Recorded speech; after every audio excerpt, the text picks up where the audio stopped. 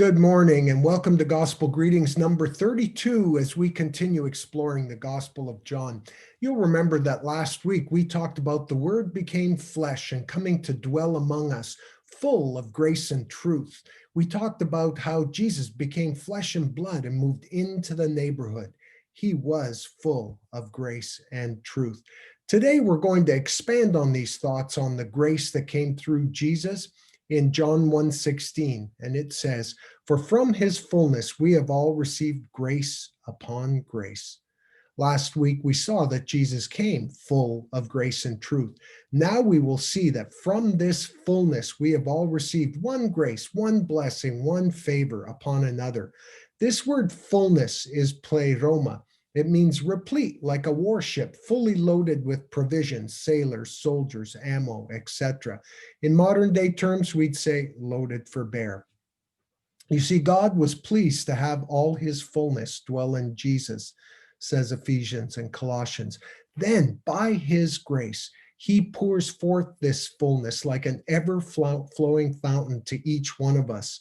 By grace, I'm speaking about God's unmerited favor. It's like getting some blessings that we did not deserve. Mercy, on the other hand, is not getting the punishment that we actually do deserve. But I'm talking more than saving grace here. There's more than that. We understand that we are justified or saved by grace through faith, but there is more. We have received through him an abundance of grace or favor, grace upon grace. It's repeated to show the incomparable degree of this grace. It's like saying money, money, money to mean lots of moolah. We see not just grace that is saving grace, but we also see grace that is sustaining, that schools us, that is spreading, that's strengthening, and is seasonal. All of which are given us through Jesus Christ. Now look at Romans 5:2. Just think of this. Paul speaks of sustaining grace to help us stand under trial. In Titus, Paul also speaks about schooling grace, the grace that teaches us not to be ungodly. And then later in Romans 5, we see spreading grace. As sin was increasing, grace spreads all the more to cover it. Don't forget that many times the apostles themselves were said to be strengthened by grace. They had power through the grace of God in Acts 4, 6, and 11. But you know what? Hebrews 4 goes farther.